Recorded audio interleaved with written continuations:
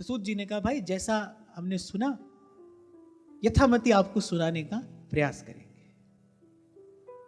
फिर शौनकादि ऋषियों ने कहा, सूत सूत महाभाग वदनो वदतां वर कथां भागवतीं पुण्यां यदा भगवान शुकः। जो कथा सुखदेव जी ने सुनाई, बोले आप भाग्यशाली हैं, सूत सूत महाभाग, आप भाग्यशाली हैं और वक्ताओं में श्रेष्ठ हैं। बोले जो कथा श्री सुखदेव जी ने सुनाई वही कथा कृपा करके आप हमें सुनाइए। कथा कब हुई, किस युग में, किस स्थान पर हुई, बोले हम सब श्रवण करना चाहते हैं। फिर ऋषियों ने एक प्रश्न पूछा। बोले भगवान वेद व्यास जी ने श्रीमद् भागवत की रचना की, पर बोले जो उनके पुत्र हैं वो तो बड़े योगी हैं, समदर्शी हैं, संसार निद्रा से जगे हैं, और कहते हैं कि निरंतर एकमात्र परमात्मा में ही स्थिर रहते हैं और छिपे रहने के कारण मूढ़ से प्रतीत होते हैं। बड़ी सुंदर बात है, इसको ध्यान से सुनना। सरल शब्दों में मैं अगर आपको कहूं, बहुत बरस पहले अभी वृंदावन आना आरंभ हुआ था, शायद मैंने कभी आपको बताया भी था कि श्री जी के पुराने मंदिर में एक बाबा बैठा करते थे। श्री हरिवंश नाम में ही उनकी निष्ठा थी। जब जब मैंने उनको देखा बस वही नाम जप करते थे। तो मुझे वहां पुराने मंदिर में बैठना अच्छा लगता था। और तब तो भाई ऐसा समय था कि जितने समय श्री जी दर्शन देते हैं मंदिर में, उतने समय मंदिर में ही रहना होता था। मंगला हुई, उसके बाद थोड़ी सी श्री जी की पुष्प सेवा की, और अभी श्रृंगार आरती का पट नहीं खुलता था, उससे पहले थोड़ी देर जाकर और वहां पुराने मंदिर में बैठ जाते थे। 2-3 बार बाबा ने मुझे देखा, मैंने भी बाबा का दर्शन किया। फिर एक दिन इशारे से बाबा ने अपने पास बुलाया।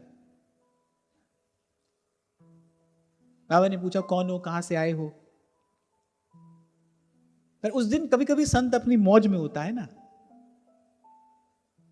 तो उस दिन पता नहीं किस मौज में बाबा भी बैठे थे।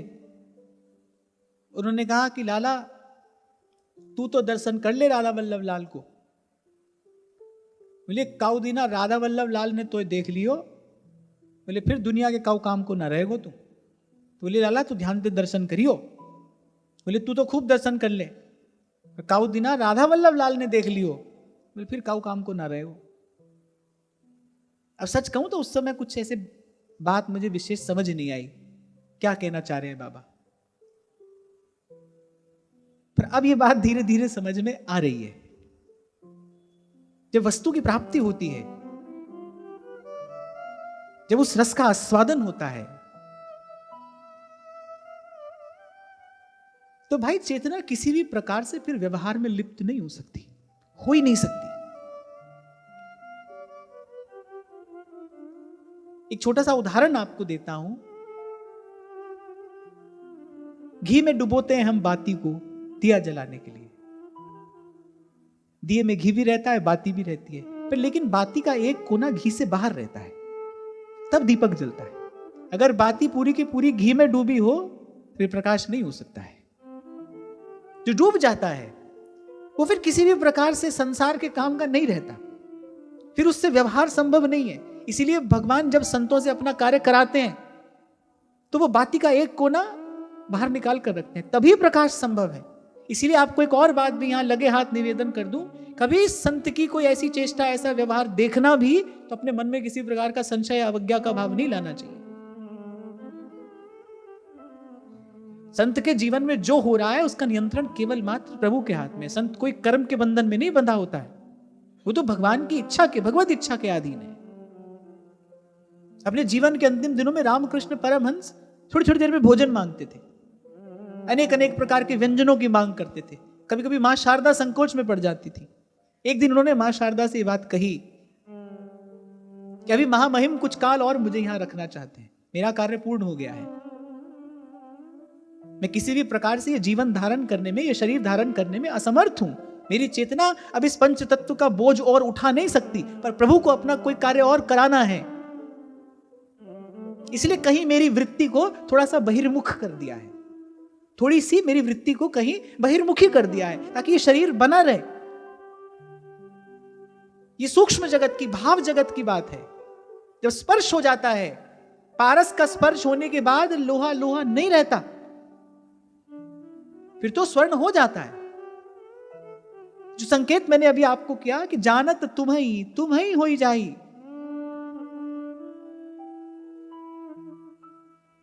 फिर तो आमूल चूल परिवर्तन हो गया।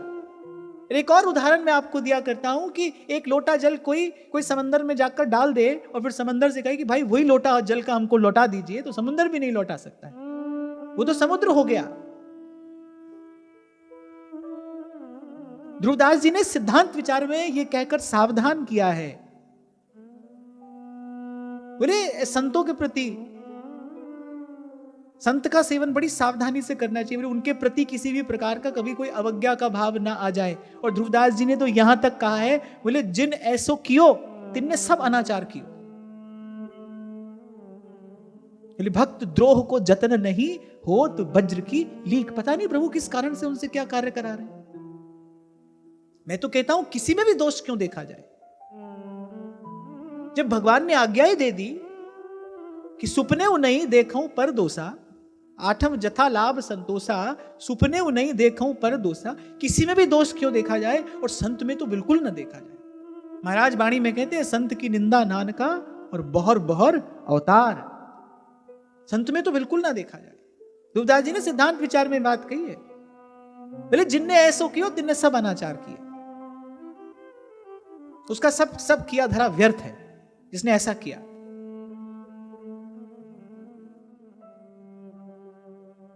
दूर से देखोगे तो तमोगुणी व्यक्ति जो प्रमाद में पड़ा है और सत्वगुणी व्यक्ति जो किसी आनंद में जड़ पड़ा है, वो दूर से देखोगे तो दोनों एक जैसे दिखाई पड़ेंगे।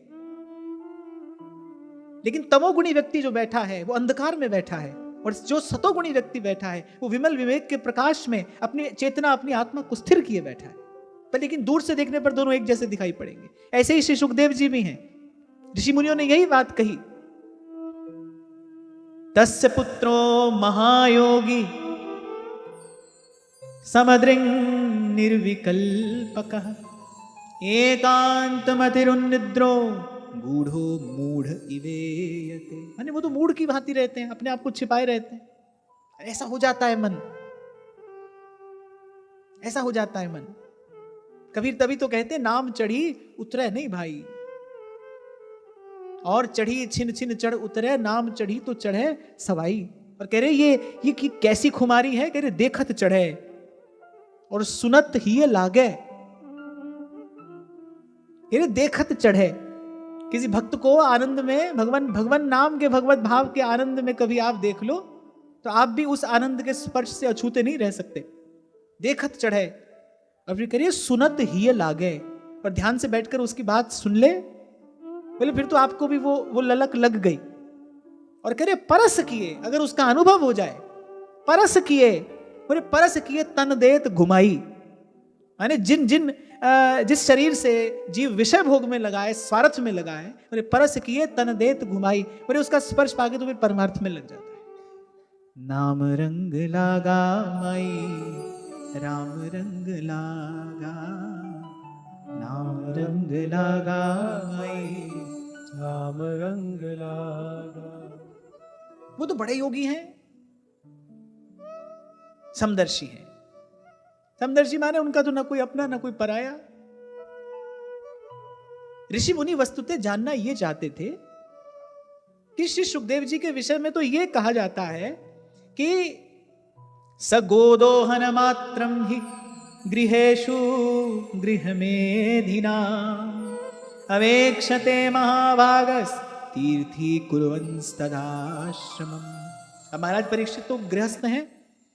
शौनकादि ऋषि जानना ये चाहते हैं कि भाई वो पहले तो उन दोनों का मिलन ही कैसे हुआ, और फिर सुखदेव जी के विषय में तो ये प्रसिद्ध है कि जितनी देर में एक गाय दुही जाती है उससे अधिक वो किसी स्थान पर ठहरते नहीं है। निर्लिप्त महापुरुष हैं, महायोगी हैं, समदर्शी हैं, संसार निद्रा से जगे हैं।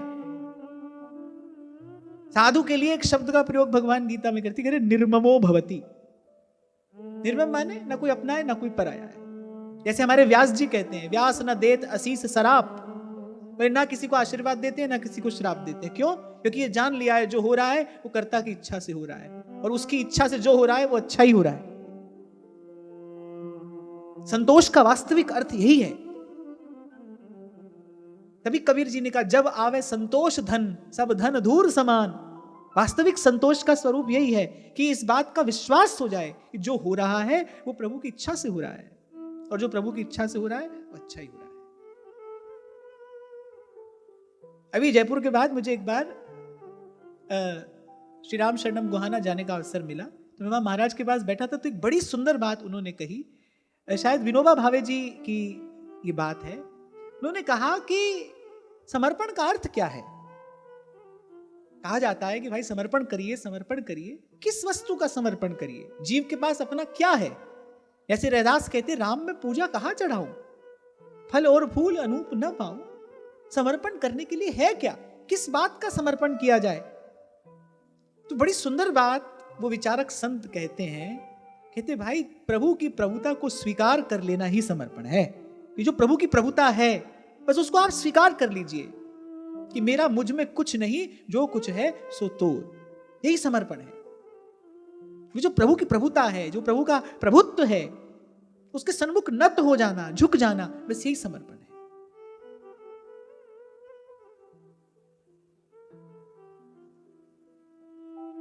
तो व्यास जी भी ऐसी बात कहते हैं। माने व्यास जी भी उसी परमहंस अवस्था को प्राप्त हुए। वहीं पहुंचकर कोई ये बात कह सकता है, भाई ना आशीर्वाद देते ना श्राप देते। अब कोई पूछे भाई फिर किस काम के रहे ऐसे महापुरुष जो ना किसी को आशीर्वाद दे रहे हैं ना कुछ कह रहे हैं, फिर किस काम के रहे। भाई ऐसे महापुरुषों का होना ही उत्सव है। ऐसे महापुरुष जब विराजमान होते हैं, उनकी सन्निधि से ही, उनके स्पर्श मात्र से ही, वसुंधरा पुण्यवती चतेन, उनके स्पर्श मात्र से ही पृथ्वी पवित्र होती है।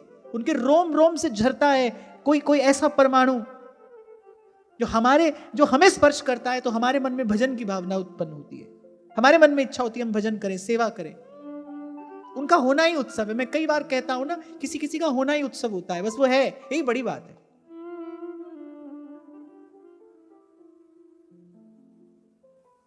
वो है, यही पृथ्वी का सौभाग्य है, यही हमारे लिए मंगल है। तो ऋषियों ने पूछा कि भाई वो तो थोड़ी देर से अधिक कहीं ठहरते नहीं, महाराज परीक्षित का ऐसा कौन सा सौभाग्य उदय हो गया किसी सुखदेव जी महाराज ने उनको 7 दिन तक कथा सुनाई, दिन रात उनको कथा अमृत का पान कराया। और सुखदेव जी भी कैसे, सुखदेव जी जन्म लेते ही निकल पड़े, घूमकर भी नहीं देखा। और कैसे निर्लिप्त हैं, आप सबने सुना ही होगा कि आगे आगे सुखदेव जा रहे हैं, अप्सराएं स्नान कर रही हैं, सुखदेव जी का दर्शन करके वो स्नान करती रहती हैं। पीछे पीछे वयोवृद्ध भगवान वेदव्यास जा रहे हैं, उनको देखते ही वो सब संकोच में पड़ जाती हैं, लज्जित होकर वस्त्र धारण कर लेती हैं। भगवान वेदव्यास को आश्चर्य होता है, अरे मेरा युवान पुत्र जा रहा है, उसको देखकर तुम्हें कोई लज्जा संकोच नहीं हुआ, मुझ वृद्ध को देखकर। अप्सराएं कहती है कि बात युवान और वृद्ध की नहीं है, बात तन की नहीं, बात तो मन की है, बात तो भाव और दृष्टि की है। आपका पुत्र तो विशुद्ध ब्रह्म है, उसकी दृष्टि में तो स्त्री पुरुष जैसा कोई भेद है ही नहीं। चिदानंद रूप शिवोहम शिवोहम।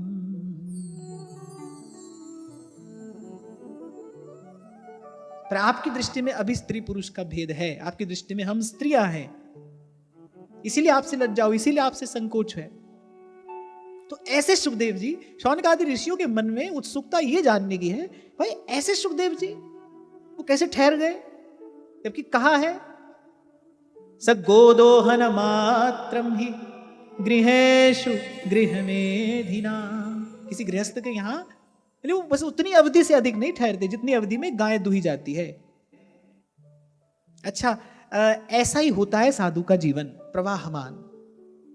भगवती श्रुति भी कहती है यही बात, चरई वेती। साधु के लिए आज्ञा है, चलता रहे, रुके नहीं, उसके जीवन का प्रवाह रुके नहीं। जो जग जंगम तीरथ राजू, मुद मंगलमय संत समाजू। अवेक्षते महाभागस तीर्थी कुर्वंस्तदाश्रम। और कहते हैं गृहस्थ के यहां जाते भी हैं तो क्यों। बड़ी सुंदर बात यहां कही, बोले संत अगर गृहस्थ के यहां जा भी रहा है, संत अगर जा रहा है गृहस्थ के यहां, जो वस्तुतः संत है, तो बोले धन वस्तु आदि के लोभ से नहीं जा रहा है, बोले उसके घर को तीर्थ बनाने के लिए जा रहा है। जब महर्षि गर्गाचार्य पधारे नंद बाबा के यहां, जब नामकरण संस्कार संपन्न हुआ, तो नंद बाबा ने यही बात कही कि प्रभु, हम जैसे जो गृहस्थ हैं वो तो संसार के व्यवहार में लिप्त अपने कल्याण की भावना को भूल जाते हैं। हमें अपना कल्याण भी कराना है, हमें परमार्थ भी करना है, हम तो इस पवित्र भावना से दूर हो जाते हैं। आप जैसे संत आते हैं और आकर हम जैसे जीवों को जगाते हैं, हमारा कल्याण कराने के लिए आपका यहां पर आगमन हुआ है। जैसे कल के प्रसंग में मैंने आपको निवेदन किया, जब कहते हैं ना भगवान का अवतार हुआ, तो ये अवतार शब्द ही भगवान की कृपा करुणा का प्रमाण है कि प्रभु आए, क्योंकि कोई पहुंच तो नहीं सकता है वहां तक, हम तो नहीं पहुंच सकते।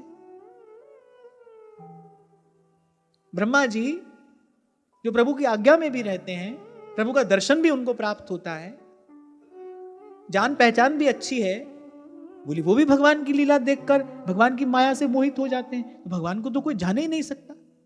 थोड़ी देर पहले यही तो मैंने आपसे कहा, ढाढ़स बंधाया श्री कागभूषुंडी जी ने गरुड़ जी को। अच्छा क्यों? क्योंकि गरुड़ जी को ना ये भी लग रहा था भाई मुझे कैसे मोह हो गया। अब इस बात में भी तो कहीं ना कहीं एक सूक्ष्म अभिमान है ना, करे मुझे कैसे मोह हो गया।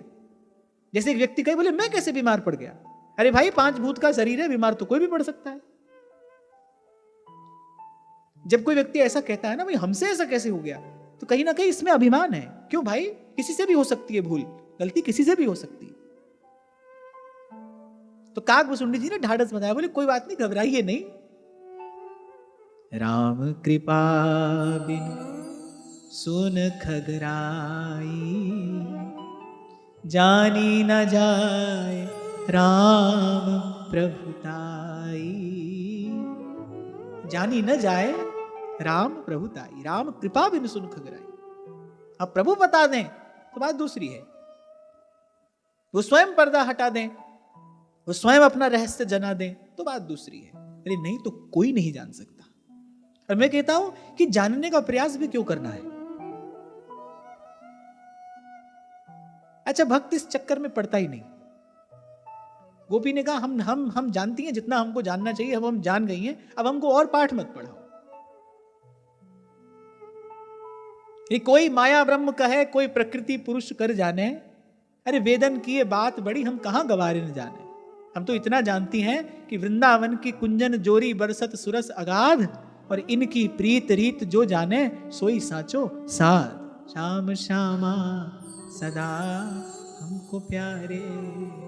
तभी तो ब्रज के रसिक कहते हैं कोई ये समझे ना समझे हमको इतनी समझ भली है, ठाकुर हमरे नंद लला हैं, ठाकुर हमरे नंद लला है, ठकुरानी वृषभानु।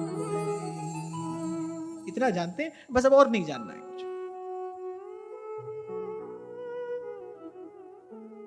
कितनी भी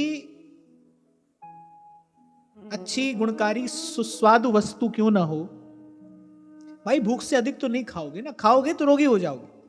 कितनी भी गुणकारी वस्तु क्यों ना हो, अगर मात्रा से अधिक ली जाए तो वो रोग का कारण बनती है, वो विकार हो जाती है। ऐसे भाई जितना जानना चाहिए उतना जान लो और फिर लगो भजन में।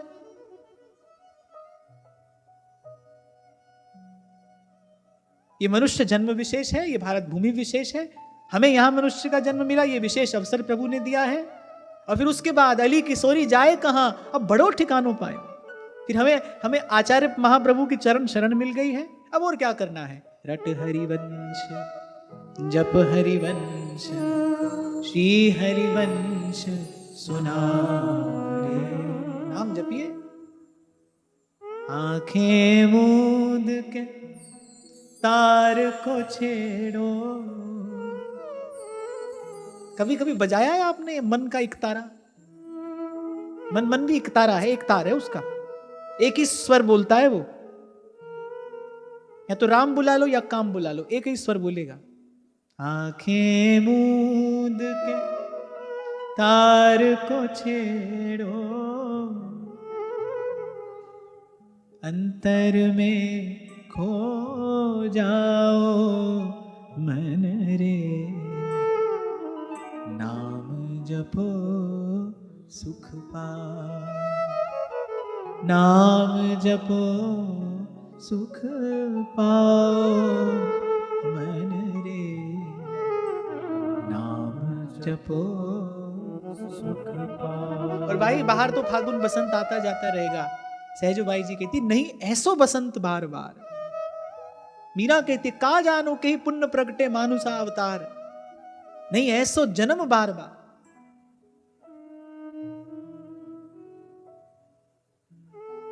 तुलसीदास जी कह रहे ना चेत चेत अब चेत। तुलसी बाबा कहते अब लो नसानी अब ना नसई। अब तक गंवाया है अब नहीं गंवाएंगे। सारे पुण्य पूर्ण हो जाएं, अगर मन में यह भाव जग जाए भाई अब तक गंवाया है अब नहीं गंवाएंगे, समझो सारे पुण्य पूर्ण हो गए, सतपथ पे पांव पड़ गया। जिस पर रक्षा स्वयं भगवान कर रहे हैं, जिसका भजन के पथ पर पैर पड़ा है उसकी रक्षा भगवान कर रहे हैं, उसको कोई भय नहीं है, न शोक है न भय है न मोह है।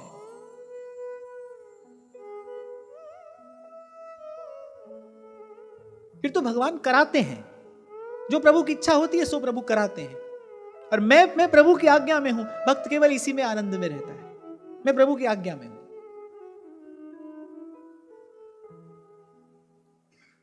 तो ऋषियों ने पूछा, उनके मन में उत्सुकता है, कौतूहल है, जिज्ञासा भी है और विस्तृत रूप से भगवान की कथा सुनने की पिपासा भी है।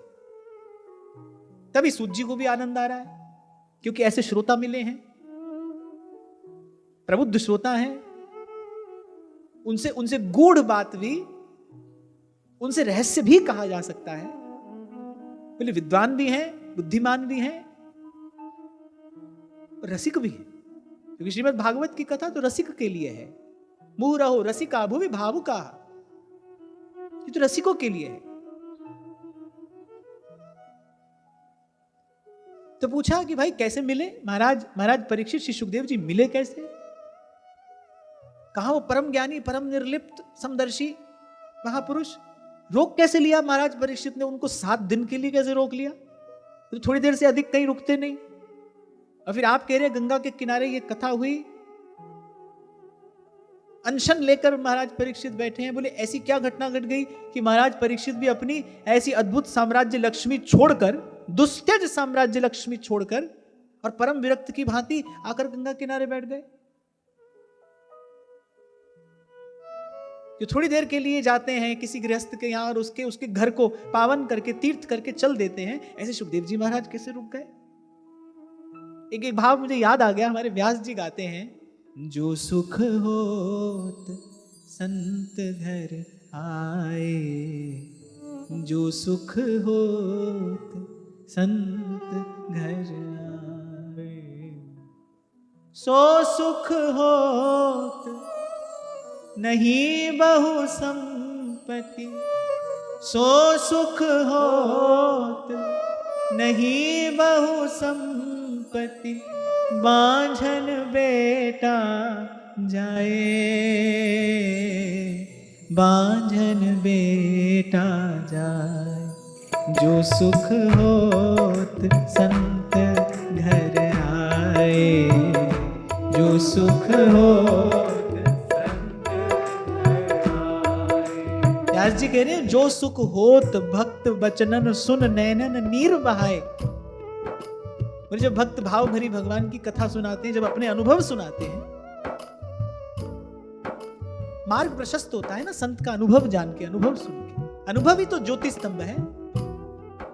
अपने भक्तों के संतों के साथ जो प्रभु लीला करते हैं, वही तो आपके मेरे जैसे के लिए मणिदीप बनता है, उसी के प्रकाश में ही तो हम आगे बढ़ते हैं। तो कह रहे जो सुख होत भक्त बचनन सुन नैनन नीर बहाए, सो सुख कबहु न पैयत पितु घर, सो सुख कबहु न पैयत पितु घर, को पूत खिलाए। बोले वो अपने बेटे को गोद में खिलाने में भी नहीं मिलता है। जो भक्त के मुख से, घर कोई भक्त आए, संत आए, उसके मुख से भगवान की लीला कुछ बात सुनने को मिले, बोले वो सुख जो है, बोले वो तो सब सुख सुविधा से भरा घर हो, कोई नाती पोते को खिलाने में वो सुख नहीं है। पर ये बात तो व्यास जी कह रहे हैं ना। हमारी दुर्दशा तो यही है, हम तो वही सुख खोजते हैं। देखो, इसी को कहते हैं मन की मूढ़ता, बुद्धि की जड़ता। खूब देख लेता है व्यक्ति अपने आसपास, भाई किसी को यहां कुछ नहीं मिला, पता नहीं स्वयं किस आशा से, किस दुराशा से बंधा रहता है। सबको देखा, खूब संसार का अनुभव कर लिया, सबको यही घिसते मरते पिटते रोते गाते सब देख लिया, पर उसको लगता है भाई मुझे मिलेगा, मुझे मिलेगा। ये माया श्री कृष्ण की मोयो सब संसार। जो सुख होत भक्त बचन सुनि, नैनन नीर बहाए। जो सुख होत भक्त बचन सुनि, नैनन नीर बहाए। सो सुख कबहु न पैयत पितु घर, सो सुख कबहु न पैयत पितु घर। पूत को पूत खिलाए, पूत को पूत खिलाए। जो सुख होत संत घर आए, जो सुख होत संत घर आए।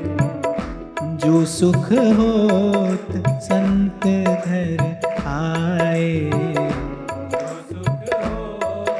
संत घर आए। जो सुख होत मिलत साधुन सो, छिन छिन रंग बढ़ाए। जो सुख होत मिलत साधुन सो, छिन छिन रंग बढ़ाए।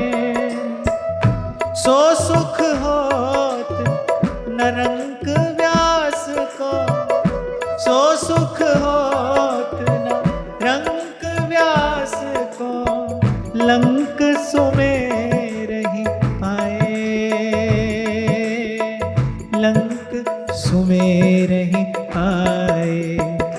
जो सुख होत संत घर आए, जो सुख होत संत घर आए।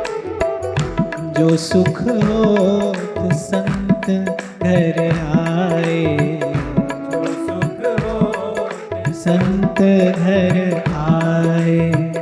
सो सुख होत नहीं बहु संपत्ति, सो सुख होत नहीं बहु संपत्ति। सो सुख होत नहीं बहु संपत्ति, सो सुख होत नहीं बहु संपत्ति। बांझन बेटा जाए, बांझन बेटा जाए। जो सुख होत संत घर आए,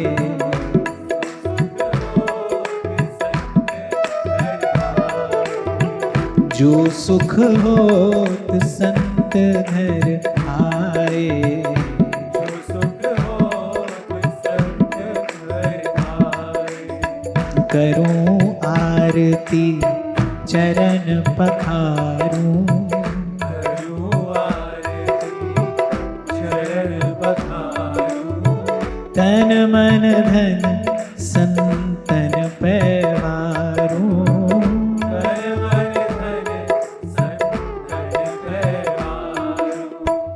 आज के दिवस पे जाऊं बलिहारा, आज के दिवस पे जाऊं बलिहारा। आज के दिवस पे जाऊं बलिहारा, आज के दिवस पे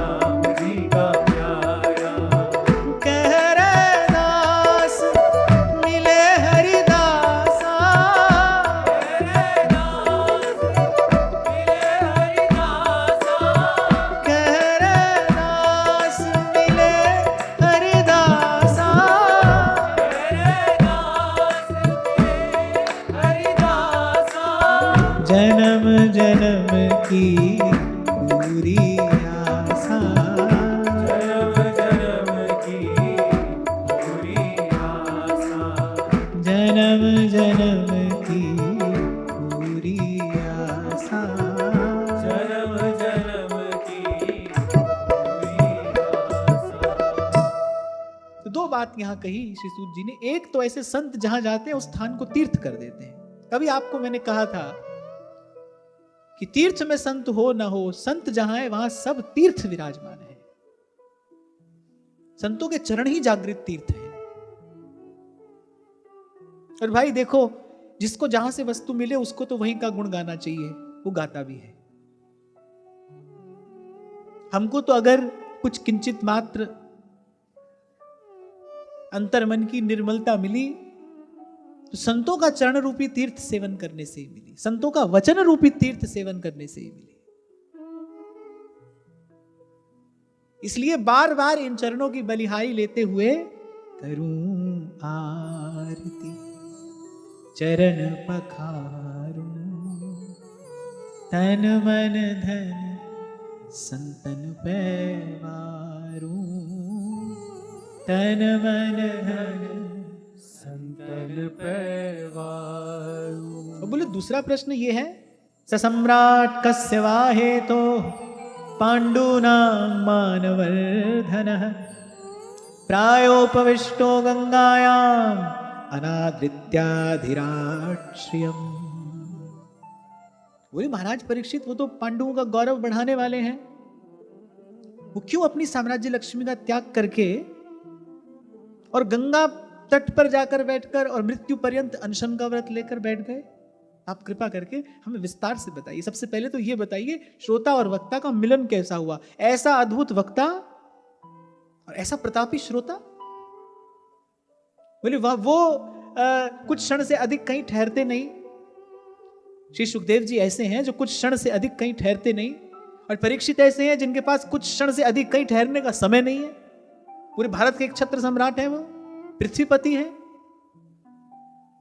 कितने कर्तव्य हैं उनके पास समय नहीं है, उनके स्वभाव में नहीं है। तो बोले ऐसा अद्भुत वक्ता और ऐसा प्रतापी श्रोता ये मिले कैसे? सबसे पहले तो हमें ये वार्ता सुनाइए।